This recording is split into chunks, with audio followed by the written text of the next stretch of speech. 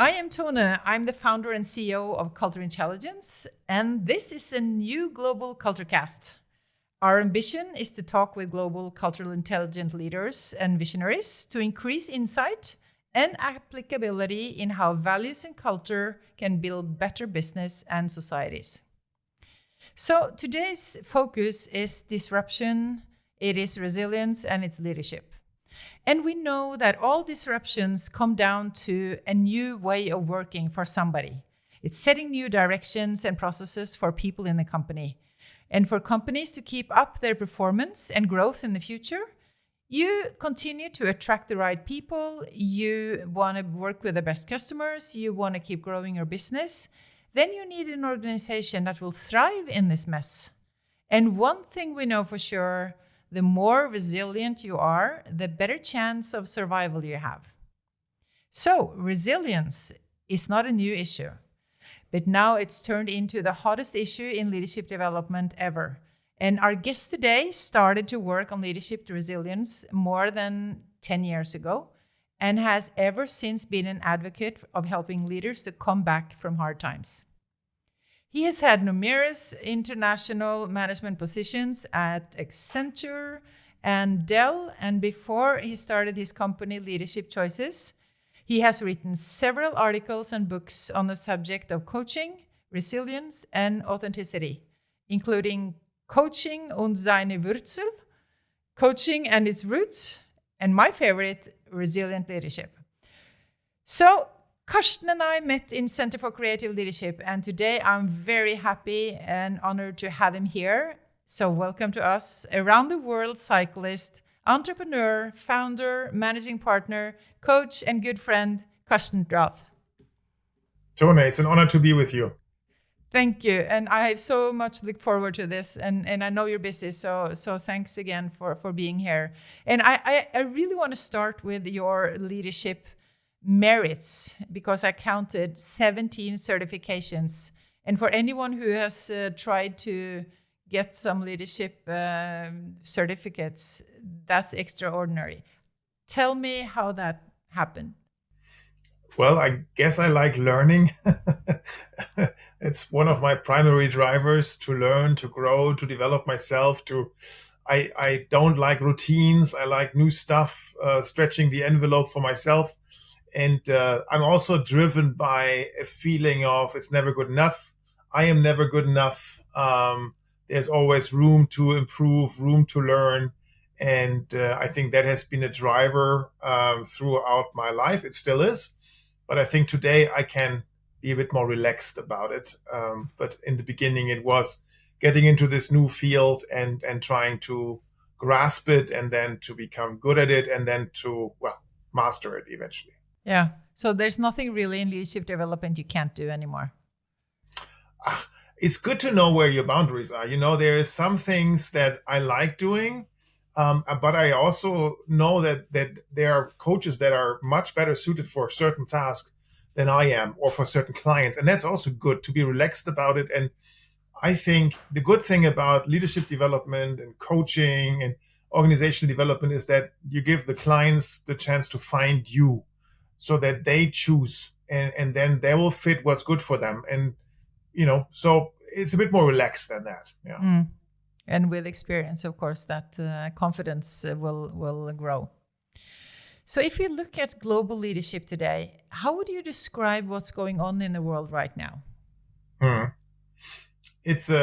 think there is a trend that has to do, obviously, with the geopolitical situation and with the post-pandemic world, that I think there is, through COVID, there is a lot of we-ness being gone missing, so that people have lost their sense of purpose, their sense of identity, their commitment maybe to an organization. They have seen that they felt alone over a long period of time. They didn't feel connected, and now a lot of organizations have gone to almost hibernate mode when it comes to culture. Like, don't break it, don't touch it, but You simply can't work on it unless and until we can meet again. And what we are seeing, and I'm sure you're seeing the same, is that companies are coming to us and say, we definitely need to work on our culture now. It's high time now that we can get back together. We need to find that spirit. We need to find that spark. There's no fun anymore in being together. It's just work, work, work. There's nothing else that kind of bonds us together than a paycheck and a job description. And I think that's one thing. And also what the pandemic has done is that I think it has increased silos. And the silos have been growing not only alongside the org chart, but they have grown around humans. So there can be now a one-person silo. People who have just gone missing, right? They are off camera, off grid, not connected. So there's this there's a lot of walls and gaps and creaks in companies where I think the leaders feel that we are not reaching our people anymore. We are not getting there, and what to do. And if that is then combined with pressure from the market, disruption, then they are struggling. We see the same thing, and we have put data on it. So we measured before and after the pandemic, so we could identify the factors that you are exactly talking about. We have become much less together, and the foundational values of survival and safety and even health has become more important to us, whereas the more complementary and the cross-functional part and even the innovation and learning has become less important because we're more concerned with survival and making it work. So it's a scary gap between where we were and where we are. And the most scary part is what you said to the last there, that now pressure is increasing. So we need the innovation part even more, but we have less. So we're in this difficult situation right now in an organizational systems view that we need to do something about.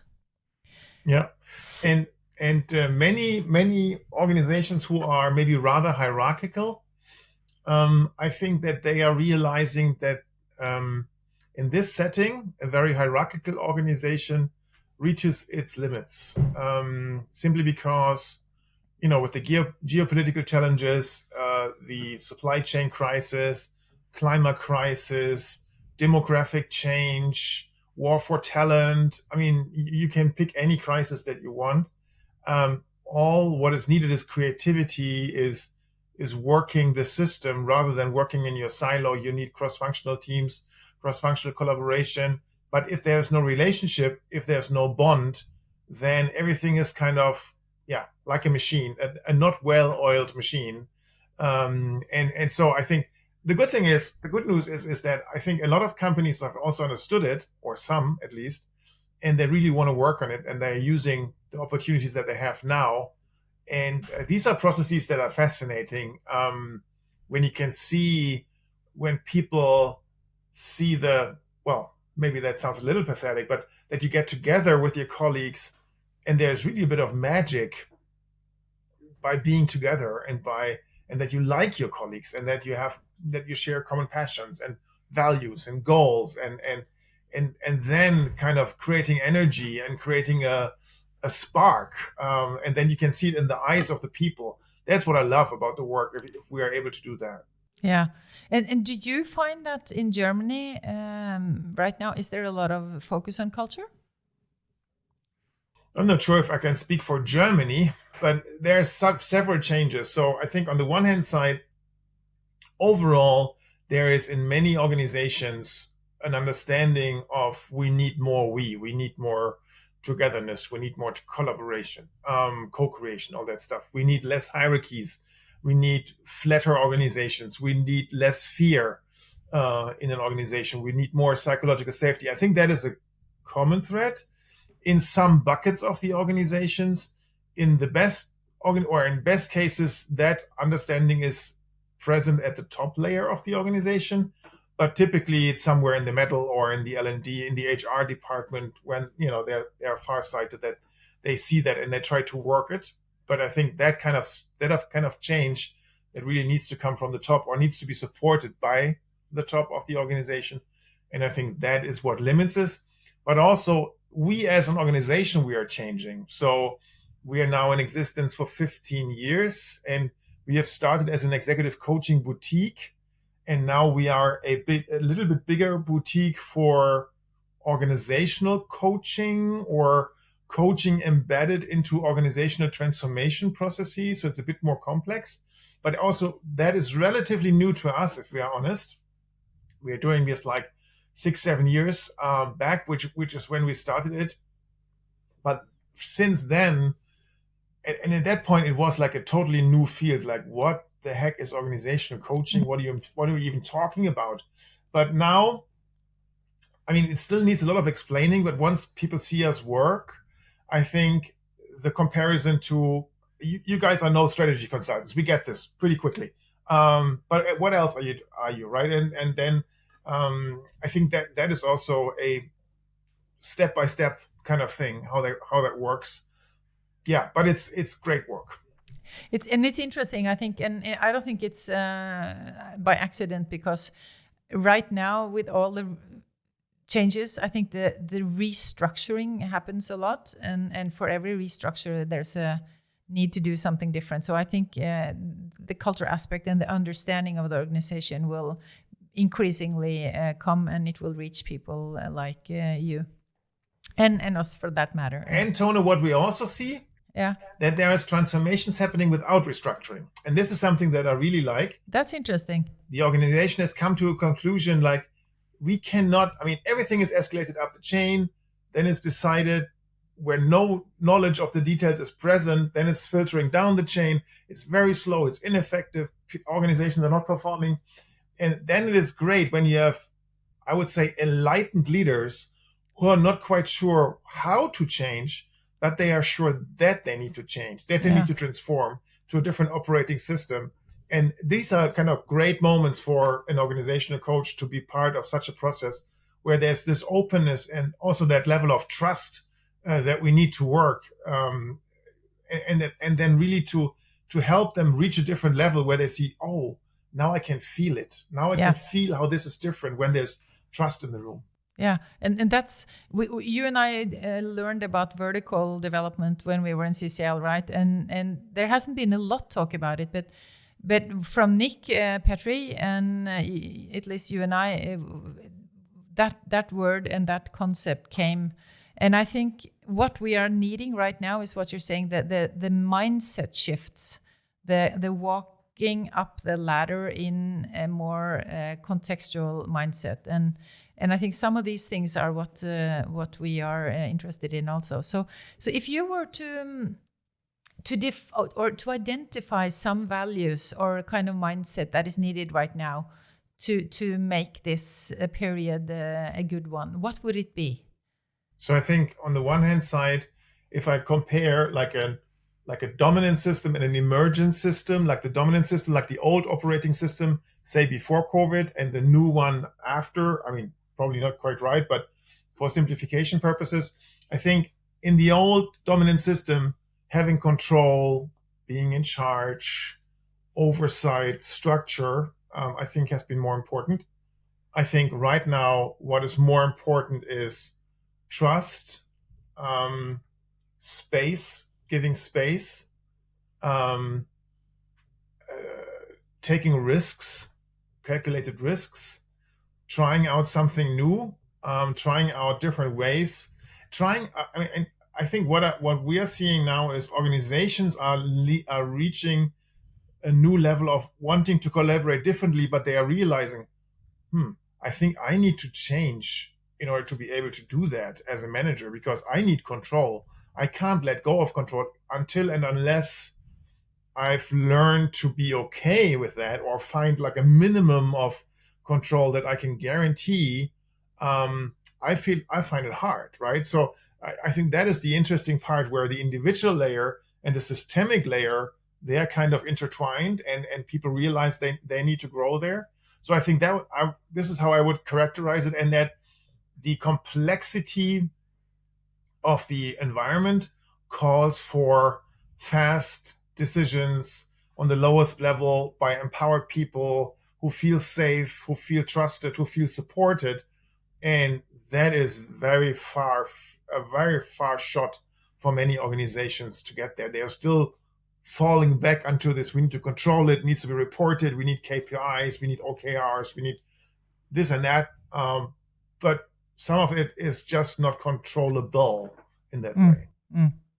I almost forgot, Karsten, how excellent you are in coaching, but I know that. So if you were to be a coach right now for a leader in that situation, how would you approach that?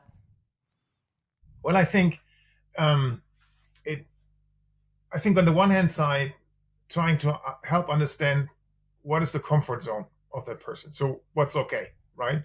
What's the best operating system? And then to see how important is control and how important is being in charge and status and power and all that kind of stuff.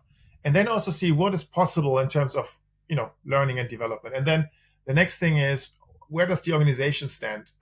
So in our work, we have developed an organizational paradigm grid, which is combining two models that have been developed independently. One is from Lievegoed and Glazel, how an individual organization develops, and then the model by Lalou, which is also only refinement of people who have done it before him, which is like the purpose of an entire species of organizations. And in that maturity grid, or paradigm grid, you can actually see where an organization stands and what kind of challenges it has to go from one paradigm for the other. So the next work would be to help the leader see, where does the organization stand? Where do you want to take it? And what does it will require from the people underneath? And then kind of try to find pioneers in the organization who are mentally, emotionally already there, who have been waiting for this, or who are open to discuss it. And then find formats, how to talk, how to get in touch. And we have found one model. Actually, it's not from us. It's from the Berkana Institute. It's called the Two Loops model by Deborah Freese. And there's another lady who was a co-author, which name escapes me right now. But this model kind of speaks so much to leaders and to people in organization. It has the idea that organizations are not a machine, but it's more like a biological system. And like any flower, for example, it would start, it would grow, it would blossom, it would reach its peak, and then it would enter in a decay slowly but surely. And then comes winter, it's kind of gone to reappear next year. And it's this cyclical thing that it describes. And it describes a dominant system, which is kind of a culture or an operating system of an organization that has led to a certain size and strength and influence and market position. But then there are cracks appearing where you see, this is not going to be the future, but there is no future. And then there is these pioneers who silently have been thinking, have maybe been leaving, or have been withdrawing, but they actually want a different way of working. And that's the second loop, and that's an emergent loop. And that goes stronger and stronger, and but it's a different thing. It's not a version 2.0 of the dominant system. It's a different system. And then eventually it becomes so strong that the organization can put its weight on this new system. And that has been very true for us as Leadership Choices. So we have been starting at this organization of, male ex-CEOs became coaches, being proud of coaching, very important people in the business. That's it. A lot of ego, a lot of testosterone in the room. But then realizing this only takes you so far. You cannot grow beyond a certain level because this is not attractive for other people to be part of, because you're always in this chest beating mode. And then we hit a crisis. We actually had a crisis in 2016 where we felt we had conflicts in the management team. There were egos kind of, bumping into each other. People wouldn't come anymore. We weren't attractive as an organization. And then we started changing. We started to resolving the conflicts. We started to change the management team. We started to hire different coaches. We looked for, is this a coach that I would want to have a beer with next to everything else, right? Would that be a person that is a good team player? And then the nature of the business changed over time. But it was a long process. So many years. And for many years, I didn't understand what we were doing actually until my colleague Swan Barrett, she brought this model to us. And I was like, holy cow, this is precisely what has been happening. I was never able to put it into words. And what we're now seeing is if we talk to leaders about this model, they go like, yeah, that is precisely it. That explains all the pains we are having. And, the model talks about death and compost and hospice work. So it's like very like, not business language at all. But that is precisely while it's polarizing. Some people love it. Some people hate it. Yeah.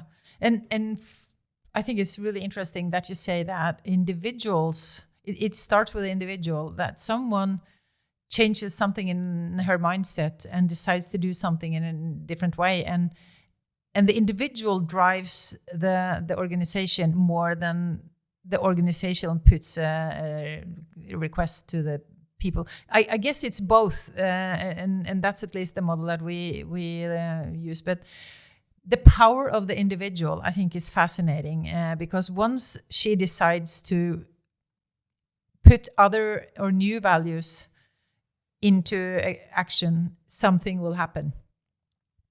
And to understand that, it's an interesting approach to say what kind of values is she now putting up front to the activity chamber, and what is then being put further down in the priority list. And I think our take is to understand that pattern and to be conscious about it. And that's the scary part in a way, because if you don't make it conscious, it's just a gut feeling mess, and it's not easy to learn.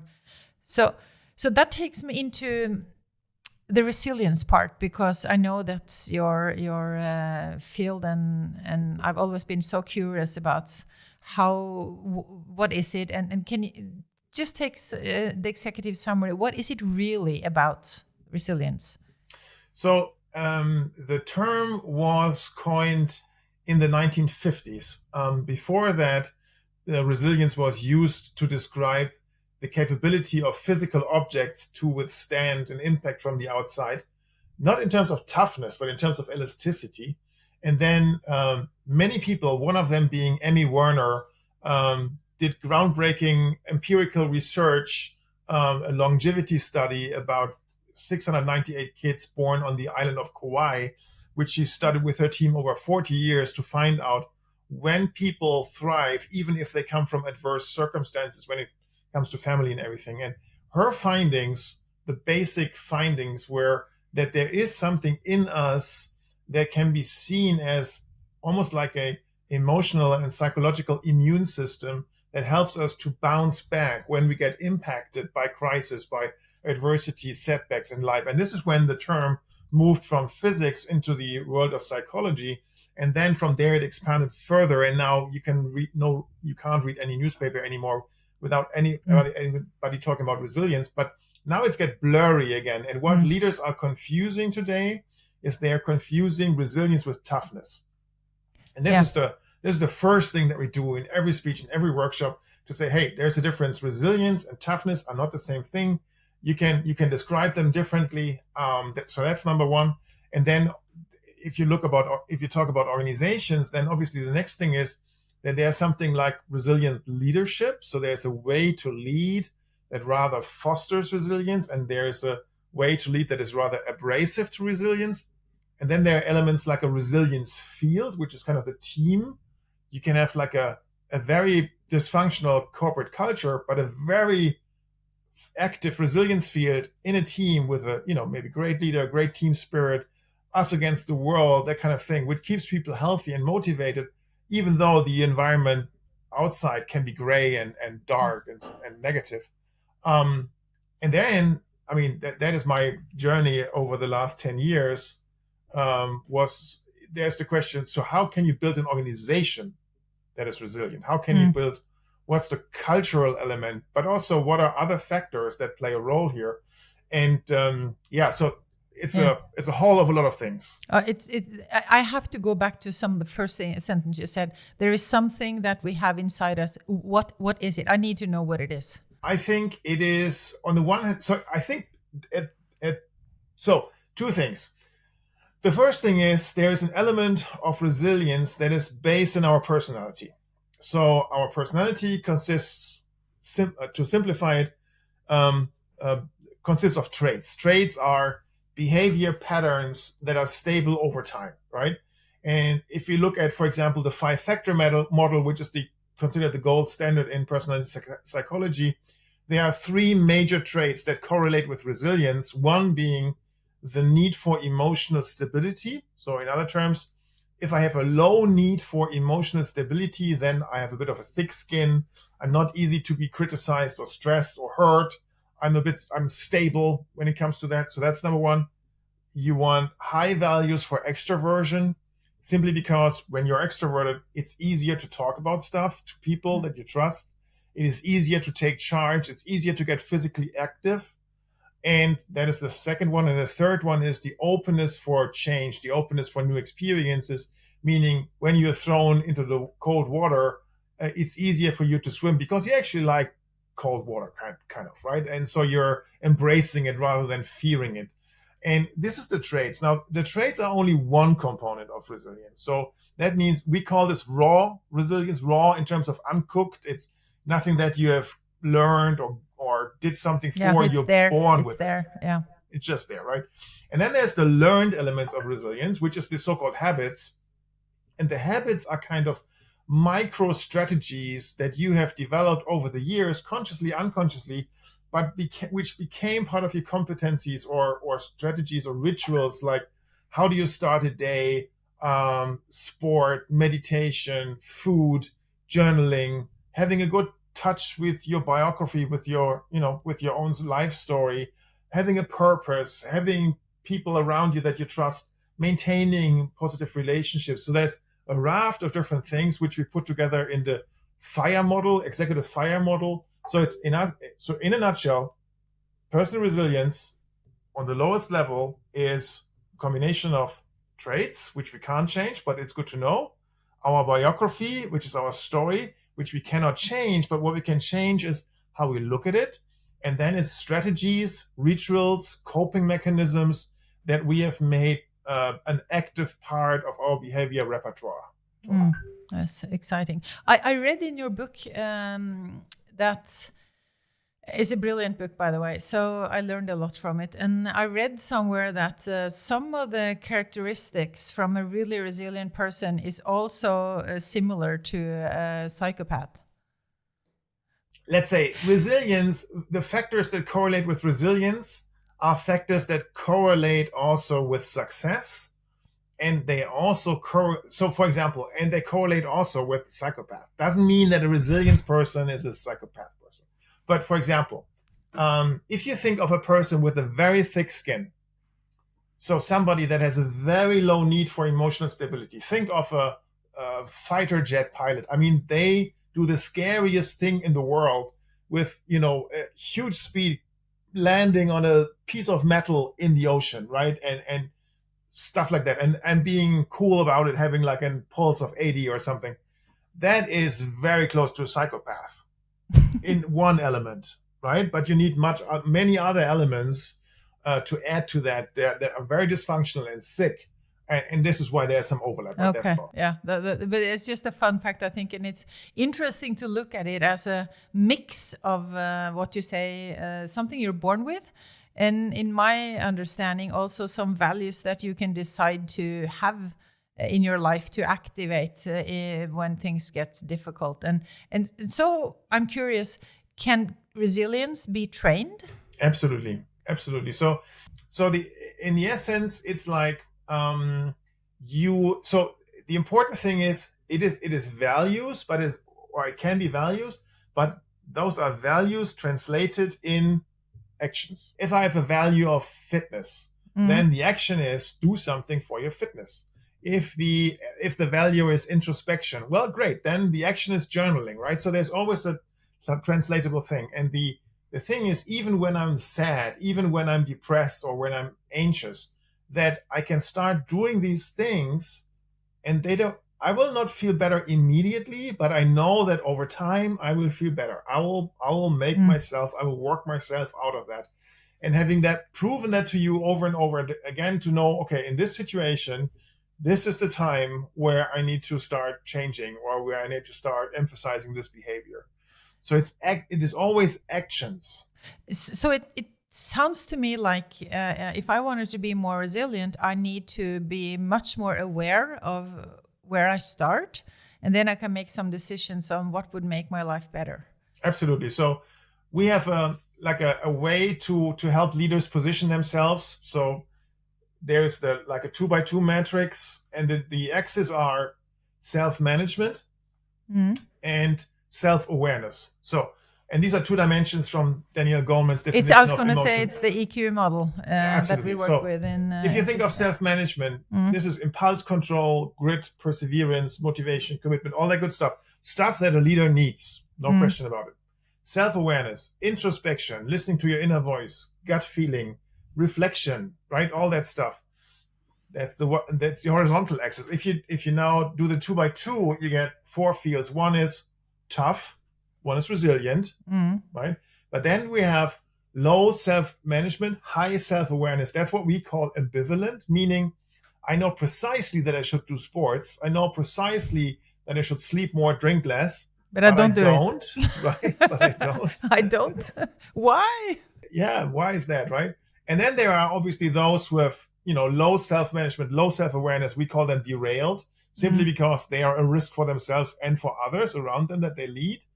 And if you are sitting in tough on a bad day, then the strategies that are most likely helping you are strategies that increase your self-awareness, like having time for yourself, having some space, giving yourself structure, journaling, working with a coach, that kind of thing. If you are sitting in ambivalent, then your strategies to more resilience could be get a personal trainer, sign up to a class, find a running buddy, find somebody to journal with you. I mean, do something for your accountability. Commit yourself to something. So in the time that we are in right now, I have experienced that a lot of leaders ask a lot more questions because it's so uncertain, both what they experience and something they can't explain, and also what goes on around them and in their companies. And so my hypothesis is that the increasing part that is difficult to predict creates a new need for us to be more insightful on the self-awareness. So maybe it's the self-awareness in Daniel Goleman's model that we should start with, no matter what, right now. Self-awareness never hurts, but I think what is happening is, so when an organizational system moves from one paradigm to another paradigm, there is a paradigm shift, and that shift is actually a crisis. So this crisis means in that moment, our organizational immune system, our organizational resilience is depleted because we are absorbed with ourselves. And what also happens is when a company, small or big, tries to go from the old to the new system, from the dominant to the emergent loop, you have a spot where the old system doesn't work anymore and the new system doesn't work yet. And a typical strategy for leaders is, under pressure, you try to use what worked the last time, which is the old system. So you're trying to fix the problems of the new paradigm with the strategies of the old. Yeah. And this is pretty much a recipe to failure. And if you have nobody to help explain that to you and to help make you feel it and see the lay of the land, then, and this is what I think many companies are doing, they are trying the old tools for new challenges and somehow they don't work. So you try harder. Or you can, step back and say, hey, wait a minute, maybe we need some help. Yeah. And that's, I think this is what we are seeing right now. Yeah, and so people are reaching out for help, and that's what we see also. But let's focus on. I need to know more about your cycling and your tours around the. I think that's absolutely fascinating. You know, for the listeners, you are actually going around the world with your bike for societal purposes. Tell me at the end here just a little bit about why and how that's giving you more value in your life. Sure. So it all started when I was a young man. You're still young. Yeah, thank you. You're flattering. 17 years of age. I met an organization that gave scholarships to young people to travel alone, travel abroad, study a self-chosen topic, and with very little money. You couldn't bring own money. You were given, I think it was 600 euro, or even less, and you couldn't use own money, and you had to stay away for at least a month. So, and I cycled through Scotland because by that time it was the cheapest means of transportation. Has changed meanwhile. It's these low-cost buses are much cheaper. But back in the days, this was the thing. And so that was, in my memory. And then it all got lost. And, 30 years go by, and family and kids. And then eventually kids are old, kids leave home, and, freedom comes. And then I was thinking, so by that time I was already managing director at Leadership Choices, and we were doing CSR activities, but I always felt they were a little bit shallow. And so I figured, well, what if I use the cycling and combine that with, the clients, the people that we know, and say, hey, I'm going to cycle, and you will give me money to do that, so that we can give that money to that foundation, because that's great work that they are doing. And this is how it all started. And surprisingly, people said, yeah, sure, why not? They gave you money? They actually did. And so I started, and then in the beginning, it was not cycling around the world. I cycled to Verona, I cycled to the Atlantic, around Spain and stuff like that. And then eventually I figured, and then COVID came, obviously, which made it very, very hard. So I had to cycle around East Germany because I actually couldn't enter any other country. But it was interesting nonetheless, because I learned a lot about my own country.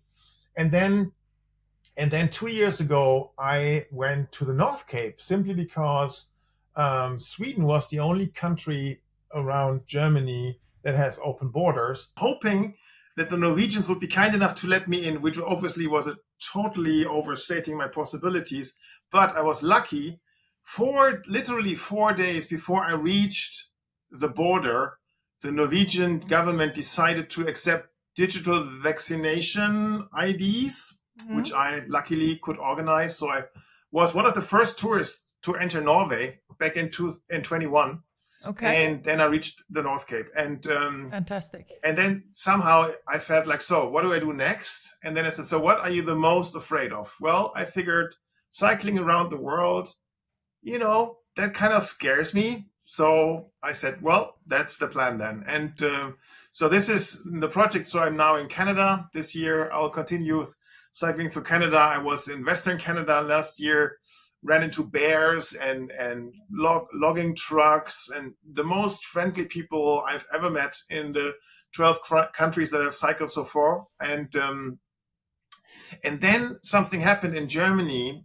In 21, there was a major flooding in the western part of Germany, in the Ahr Valley.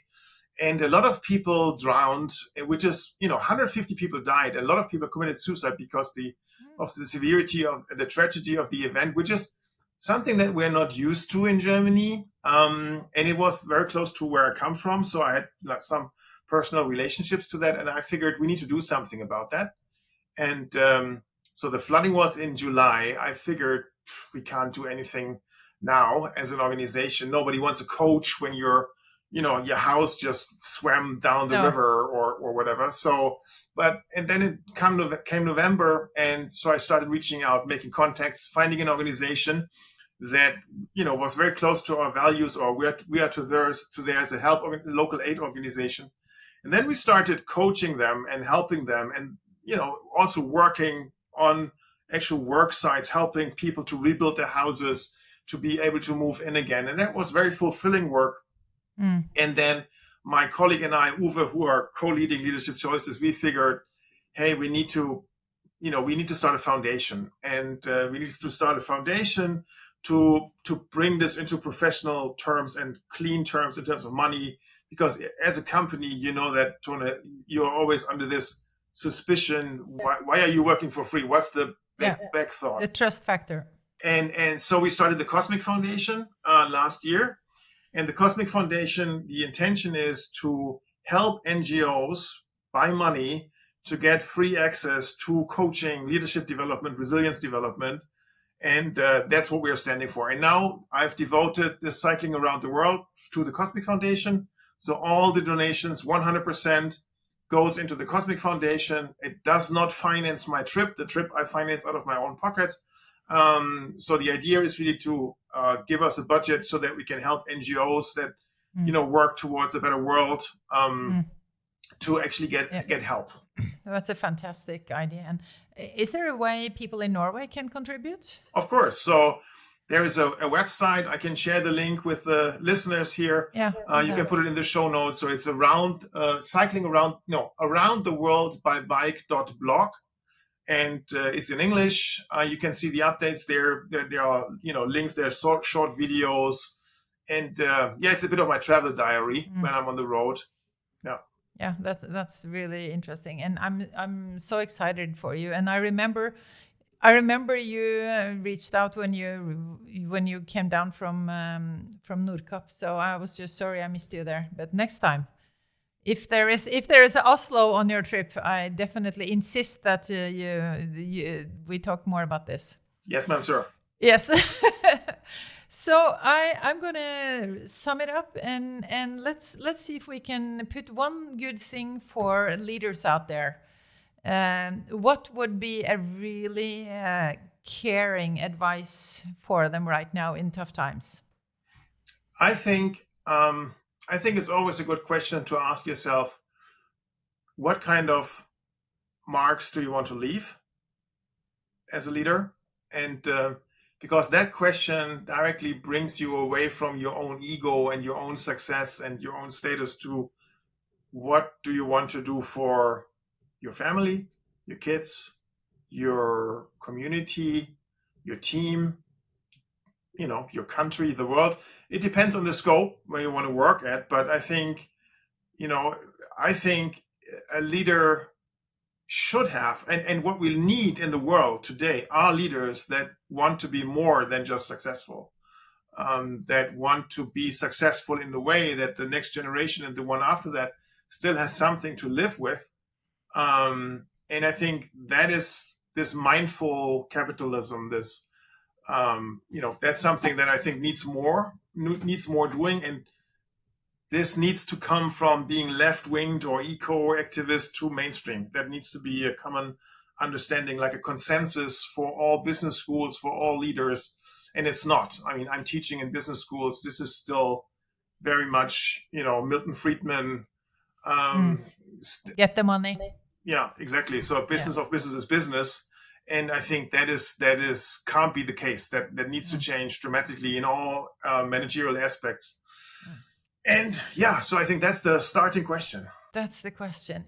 Karsten, you're such a visionary, and I enjoy so much to talk with you. And the mindful capitalism is I think, our end statement here, and that I want to push forward. So thank you so very much to be with me. I love what you're doing, you know that, and I look forward to our next chat, because it has to be a follow-up on this.